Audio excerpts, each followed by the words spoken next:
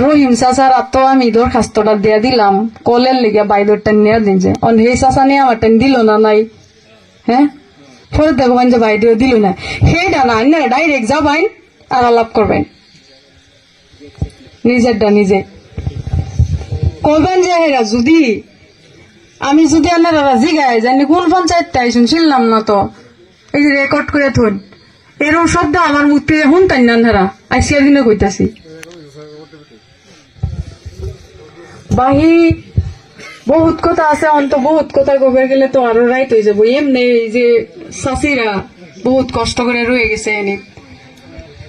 যিয়ে নহওক আপোনালোকৰ এই বিশাল সমাবেশ দেখি সঁচাকে বহুত ভাল লাগিছে আৰু এনেকুৱাই লাগিছে যে ৰজাগাদুৱা যিহেতু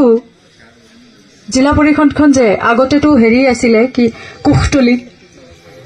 এইখন নতুন নামেৰে যে নামাকৰণ হৈছে আৰু ময়ো এগৰাকী নতুন ছোৱালী হৈ ওলাই আহিছো আৰু এই ৰজাগাদুৱা নামৰ লগত অনুগ্ৰহ কৰি মত কৰিব আজি লাহৰীঘাট সমজিলাৰ যি পঞ্চায়ত নিৰ্বাচনৰ ভোট গণনাৰ দ্বিতীয় দিনাৰ অন্তিম পৰ্যায়ৰ ৰজাগাদুৱা জিলা পৰিষদ সমষ্টিৰ বিজয়ী প্ৰাৰ্থীগৰাকীৰ নাম ইতিমধ্যে আমাৰ হাতত আহি পৰিছে আৰু আমি ঘোষণা কৰিবলৈ ওলাইছো ৰজাগাদুৱা জিলা পৰিষদ সমষ্টিৰ বিজয়ী প্ৰাৰ্থীগৰাকীৰ নাম হৈছে সাবিকুন নাহাৰ আগৰ কৈছো ৰজাগাদুৱা জিলা পৰিষদৰ সমষ্টিৰ বিজয়ী প্ৰাৰ্থীগৰাকীৰ নাম হৈছে সাবিকুন নাহাৰ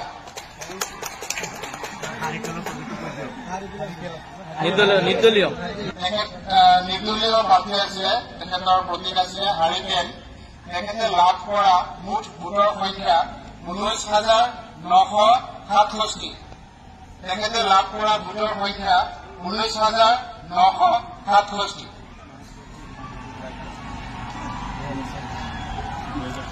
মই আকৌ কৈছো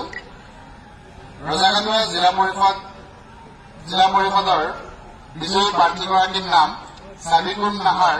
তেখেতে লাভ কৰা ভোটৰ সংখ্যা 19,967